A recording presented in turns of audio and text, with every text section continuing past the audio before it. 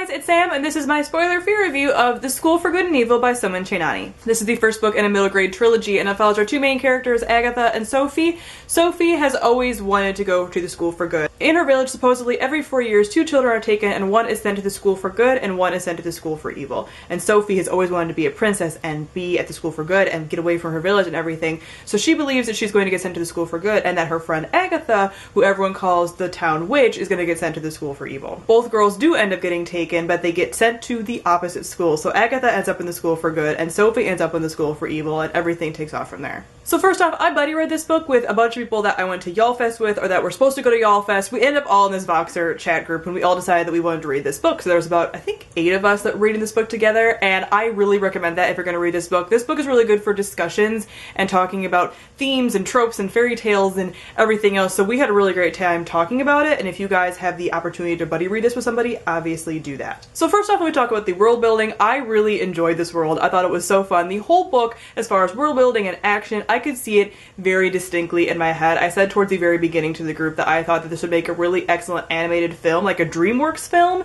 It felt very much like that, and it felt like it was in that same vein of kind of taking fairy tales and twisting them on their heads a little bit and making things a little unpredictable and not so easy, and there's a lot of things going on, there's a lot of action, there's a lot of color. All of that felt very much like how this book read for me. And usually, as I mentioned before, I have a very hard time picturing things, but with this I had no problem with it. I could picture the action, I could picture the world, and it was really interesting and I really enjoyed it. There are some things you just have to take at face value, so some things just aren't explained, but I think that's just a thing that happens with middle grade, that you kind of just have to accept certain things and they aren't fully explained and you just kind of believe things a little bit more. So I was totally fine with that. I just thought, okay, this is how the world works and that's what I'm going to go with. But if you have trouble with that kind of thing, then you might struggle with this a little bit. As far as our two main characters, I really enjoyed them as well. I enjoyed most of the characters in this, honestly. I obviously have like my favorites and everything, but the two main characters I thought were really interesting, really fun. I was pulling for them both throughout in different ways. I think one of the main characters didn't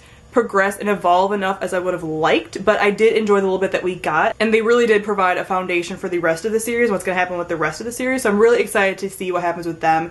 But they're both very funny, there's a lot of wit, they both learn a lot about themselves and each other throughout the book, and they think certain things and their worldview changes a lot, and a lot of things are happening to them. This is actually a really dense book. We kind of talked about that a lot in the group chat, that this book, although it's a middle grade, it took us all a long time to read it. I think it took all of us 5 days or more to read this because it's not paced in the same way as a lot of middle grades are, and it's just a lot denser than a lot of middle grades are. So I really enjoy that because you do get a lot of character interactions and stuff, and you really do have this constantly changing, like, oh, I don't like this person, oh no, now I do, and no, I hate this person, oh no, they're fine.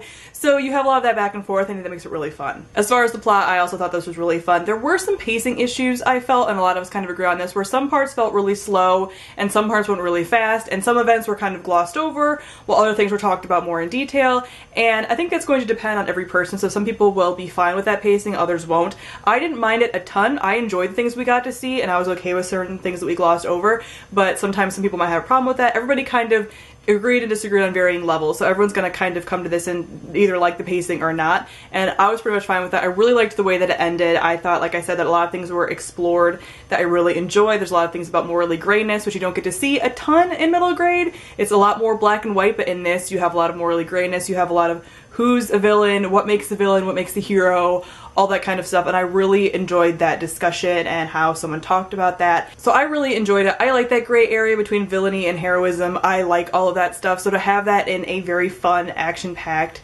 colorful middle grade, it was a lot of fun for me. So I really enjoyed this book, and I gave it 4 out of 5 stars, and I'm really looking forward to the sequel. So comment down below and let me know if you have read The School for Good and Evil. Thank you all for watching, and I will see all of you guys soon. Bye!